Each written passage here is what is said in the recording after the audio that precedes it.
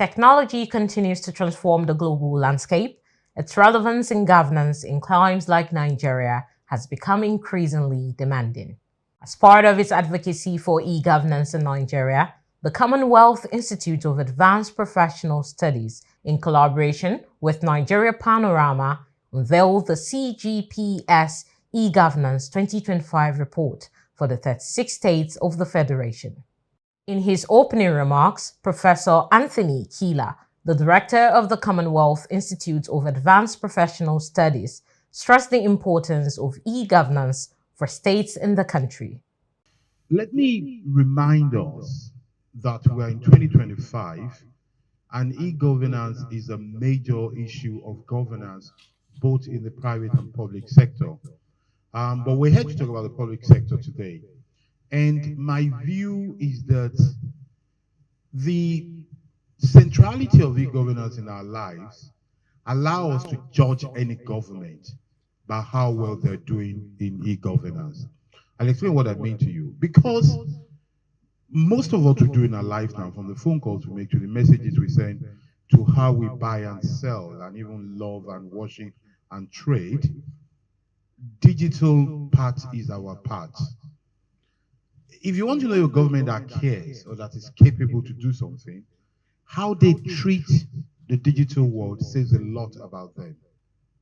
You know, it is just a very clear measure that, and mark my words for this, rarely will you find any government, be it a federal government, a state government, or a local government, that is doing badly in e-governance, that will be doing well. Because if you don't appreciate the infrastructure to govern, then rarely will you be able to govern well.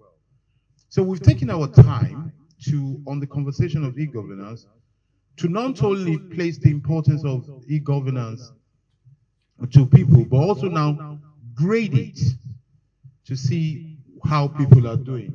What we are about to see today is a report that presents the report, the evaluation of e-governance in the 36 states of Nigeria.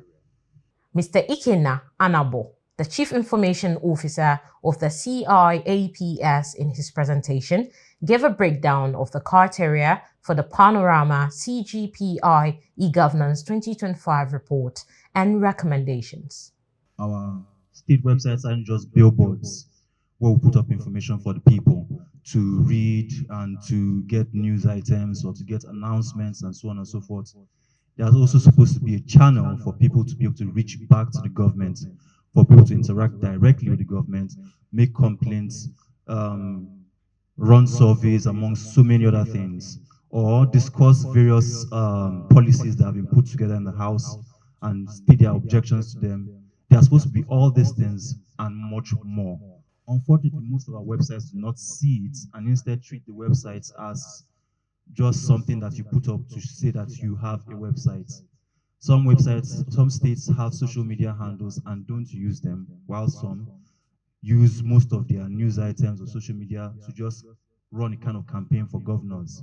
So this, to clearly state, this review isn't supposed to be an indictment of states, but supposed to be a call to action for states to use or maximize their websites the way it should be in order to improve government within the states.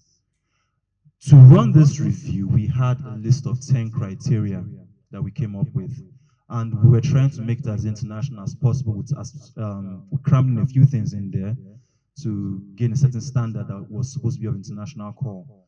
And first on the list was website security, or to be more accurate, data security, where we looked at how secure information users dropped on the website was supposed to be. We also looked at the content relevance. How relevant is the content to the people who are using the website? Are they seeing information about scholarships, agriculture, investments, business, things that would benefit them? Or are they only seeing things that are saying the governor did this, governor did that, or that the governor's mother just died, or his wife has done this, or some donation has been made? We need to be able to see these things and how they relate to people. We also looked at the timeliness of updates on the website. How often are updates dropped, how regularly they drop them, and how soon they drop them. And we noticed that some websites have updates coming pretty much almost every week or twice a week, while some haven't had any updates since 2023. We also looked at citizen engagement, looking at how people can interact with websites to either lay their complaints, drop messages, carry out surveys or polls, amongst other things. And then there was also the user friendliness, which is one of the most important things. If the website is not user friendly, then the people can't use it. Then there's also empowerment opportunity. It doesn't make much sense to have a state website, not a business website, not a company website, but a state website that does not cater to the people's needs. There needs to be announcements about training opportunities, support schemes, business support, amongst other things. Then we also looked at directories of the ministries, the departments, and the agencies in the government. One thing all the websites had in common is that they clearly stated who the governor, deputy, and some other executive members of the council were, but not all of them clearly stated the MDAs in government, or if they did exactly state what their contact details were. Then we also looked at updates on policy and regulation. We have to say clearly that legislature is not sitting on their thumbs doing nothing. They are definitely doing something in various houses of assembly. So we looked at how often their policies are being updated on the website, what announcements are being made for what they've done, or if any announcements, maybe announcements about road closures or new changes to certain things in the government. Then there was also accountability, looking at how the money is being spent, taxpayers' money, the budgets, audit reports, and status of projects.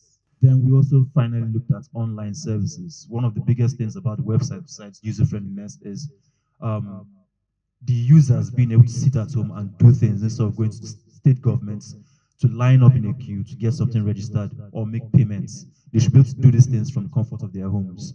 So a summary of this, we found out that a lot of states embraced data security on their websites, while some states offer relevant content and some didn't.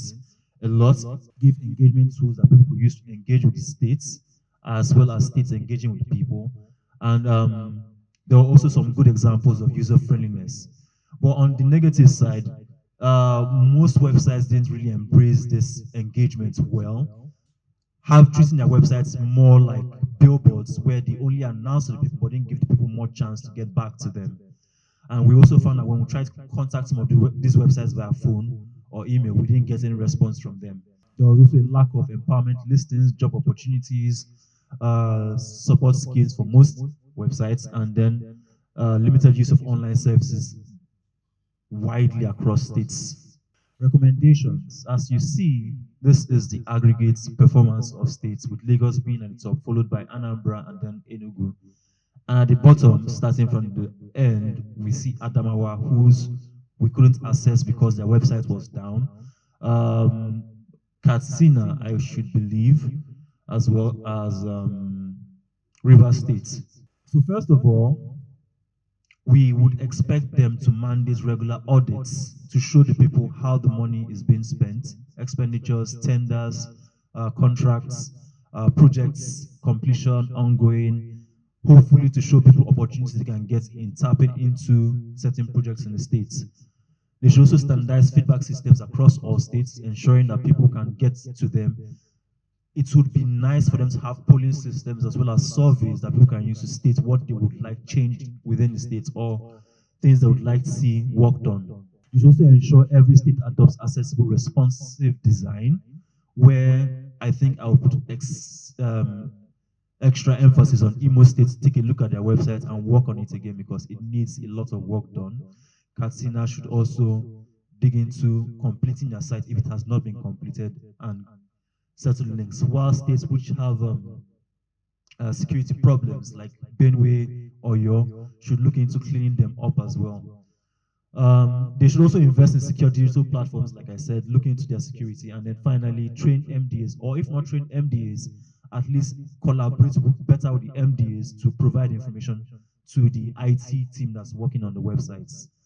And the final call to action, state websites are more than digital billboards, as I've been saying.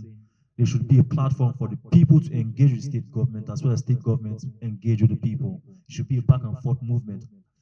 It's also a time to reimagine digital governance as a partnership between citizens and the leaders. So with that, let's build platforms that serve, listen, and inspire. Thank you very much. The eGovernance report's presentation featured a Q&A session. For this report, what was the duration? Like, was it 2024, the whole year of 2024? And what's going to be the frequency? Will it be an annual report, or is it going to be twice a year? How's it going to be, the frequency? This specific report is a live report. We're working on it until about Friday. So this is very current, and we shall continue to keep tabs on them. I think because we've promised it, before the end of this year, we're going to review again to see improvement. But generally speaking, this report will be coming out touching various sectors of governance. I think we should also look at the private sector as well, not just the public sector, which shall be, the Panorama report will keep coming out on various things like this. It will include independent reports of this kind. It will include surveys and polls. It will include assessments. The whole idea is just to promote efficiency, transparency, and good governance, where possible. Because I believe that if it is not said, sometimes some people don't know, some people forget it. And there are instances where people are doing badly and they just think they're doing well.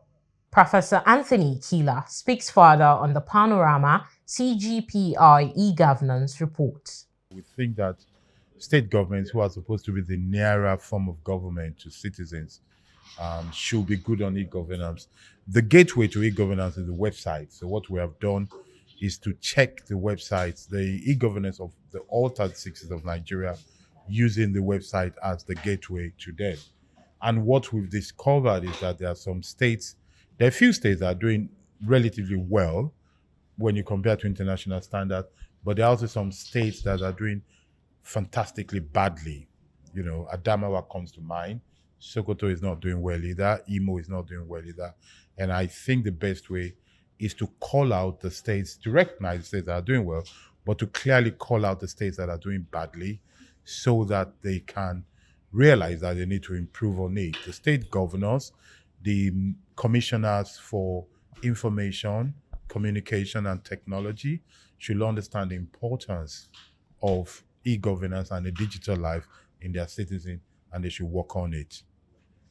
Our recommendation is that they need to first get the priorities right, understand that it's important. 2, invest in ICT.